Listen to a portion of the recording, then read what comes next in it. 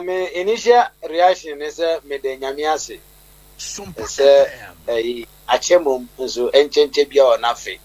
Nti anokrene ena emrano said the esidano omde atune kwam. Nti enije e wo makuma so ne se me de nyamiase se Supreme Court actually kwan say every neko sa ensemble bi NCPO say omampanyi behe say bia ompe obi asamana so ompe obi adwuma na je say o say colleague mrekwa onia no oye protected by the constitution no the nyamiase say Supreme Court unanimously I agree say emfa kwam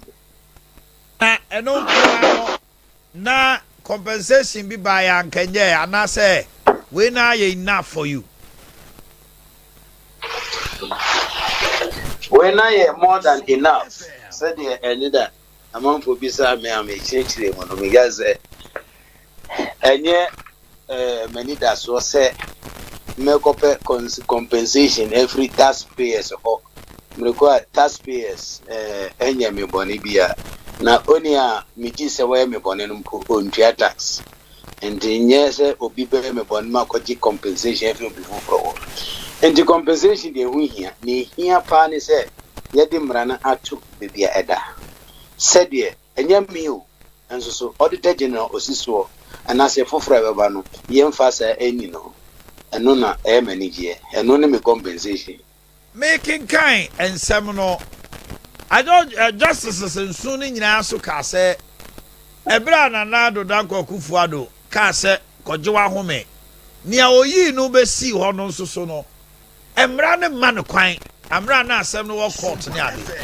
Say the pay na wo hwe kire nti eno no saa no ye kan say. Eno no de me share that in insusu so papa. This e bia wo share that free constitutional lawyers be now much because me na kakra because so bekaya abrana many osafo mafo ni kro na associate case no ewo Supreme Court no tabre no na omampanyi se me nko ma nkoji ma home me say 5 days into the case because Supreme Court me 10 days se me nko hwe ni a owura osafo mafo aye na me mechiro mu say so many and as so many 5 days out of the 10 no ena mampanyi kire say ninko leave na ukaya na dichia say na dichia ena owura osisu say Johnson as kramu asidu edi krata ko Supreme Court say wako hwehwem na niso. And this is a Supreme Court no and catcher and say na appointment near null and void. And the minim jina soa or jina soa or tros a letter no. And this a letter no so me say a null and void.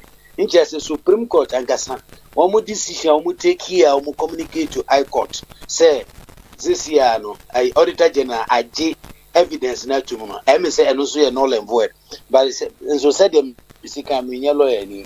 Ebia na mramunyeta netie but me madwemu kire me say enka say onwa adesi so say na appointment as acting Auditor General eye null and void no and the nature say no many na ye null and void this say mesre wo a obetumi afre lawyer ni bi na oni na kasa we definitely do justice to that SOMPA ya Domelevo na ejise si ai okwa ahomegye mu no oje wa home kra ana say bia Etitrem say the Ebiana United Nations appointment be nebia Africa appointment be and I would you a home cry.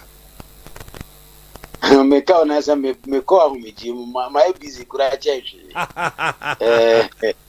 Me no ka say me ni o man me free o me cry church me call Asia na say for Africa be Africa. This is me East Africa. Me enya me na pair next week me ba West Africa so nye Ghana. Me ejuma no doso. Nti nyame na ebeda na se na se wo twe wo ho as Auditor General no adwuma no kra edoso chen de wo ye ne sisi a de na wo ye ne kan me ka na me nyi ma ho me kwada si me free so em se me nyani na atwe me no Ghana me ban abros na atwe na me ko so nyame ne da na se wow okay meda se say anopɛ wanya brɛ ne akasa me so me da okay